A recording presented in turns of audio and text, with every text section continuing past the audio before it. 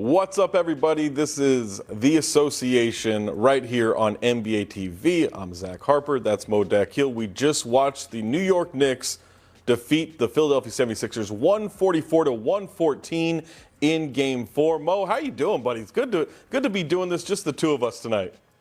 Yeah, I'm happy. It's finally we got a little more space, a little more room right now. Yeah, man. Yeah.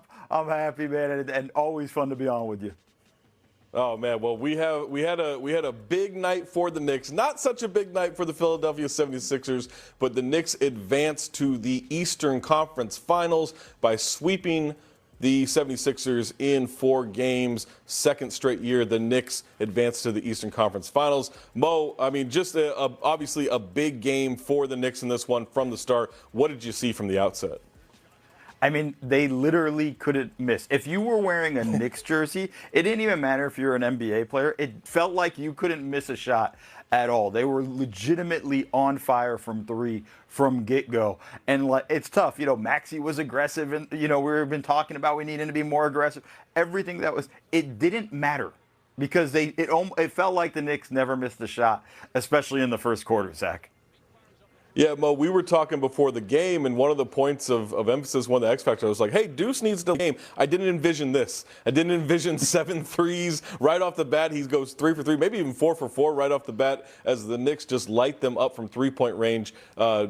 Record 11 three-pointers in the first quarter for a playoff game. Tied the record for most threes in a half, with 18 in a playoff game. And Mo, you said it, like it seemed like if anyone was putting them up tonight, I mean, they started 10 for 11, right? 10 for 11, and they were so hot that by the end of the first half, when they had a chance to set the record, Josh Hart, I think, threw up something around half court. We all expected it to go in. Well, I mean, no, we were just full on. We're expecting it to go in, right? Like, okay, there it is. That's what we were waiting for, And you had mentioned Deuce McBride being your X factor. My X factor was the Knicks needed to shoot better from 3. I just make some more threes. I didn't realize when I said make some more, they heard me say make all of them, because that's essentially what they did, the way they attacked. And it's tough for Philly. Embiid was 8-8 to start the game. Like, he himself was having a game and rolling, but they just couldn't make up for the fact that, look, when you get outshot, you're a minus 51 from 3. Like, you're just not going to win the game. Like, I'm sorry. There's not much you can do else.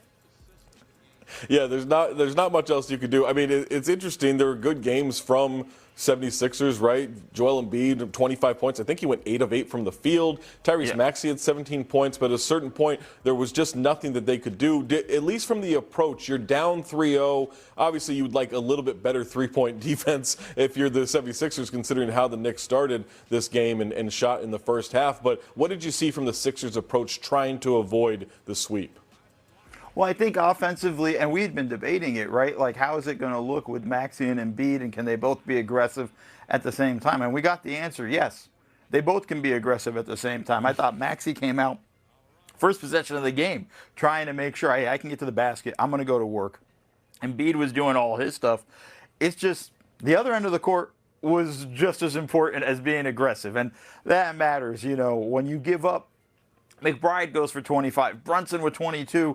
Look at all the starters right there. It's just brutal when all of them are able to get into double digits, and especially so early and so quickly. It kind of just saps your energy out of you, Zach. Yeah, and I mean, you look at Karl Anthony Towns, 17 points, another 10-assist game. He only played 19 minutes and 56 seconds in this one, so he got busy early and was just out there dishing and diming for all those three-pointers. We have Deuce McBride as our association player of the game. How could you go with anybody else? Even though obviously Jalen Brunson had a good game, Cat had a good game, Deuce set the tone from the start. I mean, there's nobody else you could have gone to. I think after the first quarter, we were like, all right, that's pretty much locked up for the player of the association. He was unbelievable. I mean, and it wasn't even just, it's immediate catch and shoot, completely confident every time he went in there. Just said, hey, I'm going to go straight to work, and locked in from the get-go. Here in transition, little sidestep, step back 3 off Paul George. Once he started getting going like that, you knew it was going to be a long night for the Sixers. There's just no way they can kind of catch up. And then maybe, I don't know, maybe the strategy at one point was just leave him so wide open he double, triple thinks it. I don't know. He seemed to be so open on just about every shot that he could put up there. Even here, you get a miss. He gets the offensive rebound right out to Deuce for a three. He was phenomenal. Again, our association player of the game, Deuce McBride, 25 points, 7 of 10 from the field, 7 of 9 from three. And just, Mo, it seemed like every mistake early on was capitalized. I mean, the Knicks scored 122 points in the first three quarters. They were up by like 44, 45 in this game at one point. Nothing that the Sixers could do. Deuce McBride, a big part of that. Yeah, once it started to go downhill for the Sixers, it went downhill very quickly. You know, I don't even know if it was a hill, just a straight down drop at that point and fell off a cliff. You know, it's a tough night. It's a tough way to end your season going into this. You know, one thing to get swept, but to get swept and lose by 30 in a game where you really weren't in it after maybe the first 6-7 minutes of the game, it's pretty rough to go out that way. You know, it's promising for the Sixers in the sense of they got to the second round. Not the best way to go out, though. Yeah, you come back from a 3-1 deficit in round one. You get swept in round two. Little good, little bad there. But we're going to take a break. We come back. We'll hear from coaches. We'll hear from players. All right here on the Association. Zach Harper, Mo Dakhil coming back right here on NBA TV. Welcome back to the Association. Zach Harper and Mo Dakhil with you. The New York Knicks win 144-114 to beat the Philadelphia 76ers in 4 games. But earlier on Sunday, the NBA draft lottery happened, and we're going to go out to NBA TV correspondent Lauren Green, who spoke to North Carolina forward Caleb Wilson. This moment is getting closer and closer. You're here in Chicago, but what does it mean to just inch a little closer to June when the draft is? You know, I try to take everything day by day, but, you know, it's a lot of fun. You know, it's steps toward greatness. So, you know, I'm really excited to be here, and I feel like it's a great opportunity. We know you had an amazing year in college as well, but it was cut a little short due to your hand injuries. But how much has that motivated you in the process to prove what kind of player you are? It's motivated me a lot. You know, that really broke my heart to be injured, and, you know, it felt really bad. But at the same time, it made me have a different approach towards basketball, you know, just being more grateful every time I play. So it's made me a harder worker, and also just made me a better man. Now, when you look around at this draft class and the type of talent that's in it, what does it mean for you to also stand alongside with those talented players and also just, again, continue to prove who you are compared to them? It means a lot. You know, I try not to compare myself to anyone else. You know, I'm just trying to be the best player I can be. So, I mean, it's a lot of fun to be in a great draft class, and I hope we all have successful, long careers. Now, I know your mom is going to be here as well. What does it mean to have her here during this, especially on Mother's Day, to kind of experience this? It feels great. You know, I play basketball in it. I just want to make my mom proud. So, you know, having the ability to, you know, be in the situation I am and make her proud on Mother's Day is definitely a great feeling. Well, Caleb, this is an exciting time. I want to wish you the best of luck with everything. Thank you. Sure, appreciate it.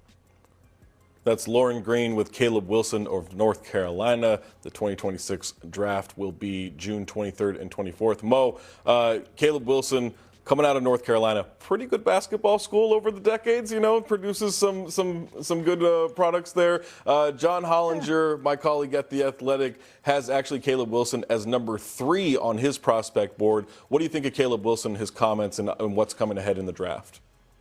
Yeah, I think, you know, he's an exciting prospect. Look, his season was cut short a little bit in North Carolina, but you got to just be ready to roll, and he's going to kill in draft workouts with just the way he can play and the work he's going to put in. And this is a fun time for him, right? This is when you now know the draft order is set, and now you get to kind of dream about where you might end up going and have all the fun, exciting times there. This is going to be a fun ride for the young man. Absolutely, especially all of those draft prospects. We'll see them June 23rd and 24th. Earlier today, Philadelphia 76ers fall to the New York Knicks 144-114, ending the Sixers season. Joel Embiid, I believe 8 of 8 from the field, 24 points in this one. Mo, what did you think of his performance and just what the Sixers were at least trying to do around his game? Yeah, I think, you know, he was trying to get going. You know, he's doing all the same shots that Embiid normally gets, right? We just see right there. Slips to the elbow for a jumper, you know, trying to get him post-up opportunities. So draw the double team so they can make kickouts. You know, areas where he's going to knock down the three ball and things like that. Like, he had good stuff going. Again, 8 of 8 is not a bad number, right? He was 100% from the field with everything he had, but it's hard to really come back again with just the onslaught. But I also thought the Knicks defense was pretty solid on him. He did a good job finding his spots. Where can I go? Slip out to open areas. Try to make clean looks. And if there's opportunities to kick it to others, he will. I was pretty happy with his game, to be honest. But I think at the end of the day, it was just too much. Yeah, Mo, I'm curious, in a game like this where it's getting away from you early, right? The Knicks are just hitting three-pointer after three-pointer. Is it hard not to just abandon your style of play, what your game plan is, maybe start jacking up a bunch of three-pointers to try to match them? Because it didn't feel like Philadelphia did that, and now you look at the result, maybe that feels like a bit of a mistake. But I also don't know that anyone could have expected to shoot with the New York Knicks tonight. Well, you can't shoot with a team that's shooting 3,000% from deep in that range, right? Like, there's just no way to come back from it. But I think ultimately you do kind of, when you're in a situation where you're in a hole, you can't look at it going like, I don't have a 15-point shot in my back pocket, right? You know, I got to find the opportunities and slowly sort of work my way through that. But it also means on the offensive end and the defensive end, you got to come up with the stops. And they simply just 144 points they gave up. There were not a lot of stops given in that game there from the Sixers. What did you think of the job that Karl Anthony Towns and Mitchell Robinson did in defending Embiid, helping on other players, being able to, I mean, look, 114 points isn't locking a team down, but when you have 144, it pretty much is locking a team down. Yeah, no, when you look at the margin, yes. But I think ultimately with, Robinson and Cat, I think they just did a good job doing their work early, being physical with him, making sure it wasn't just easy looks to the rim. Whenever he posted up, he felt their presence with that. And even when the doubles came, they did a good job, I thought, with high hands, ready to kind of put deflections out there and things like that. Embiid did have 3 turnovers. They're putting a lot of pressure on him. In that way, I didn't feel like they gave him a ton of open looks. I thought they were quick to close out. Ultimately, I mean, they obviously did a great job. They held him 25 points in a night where the team really struggled.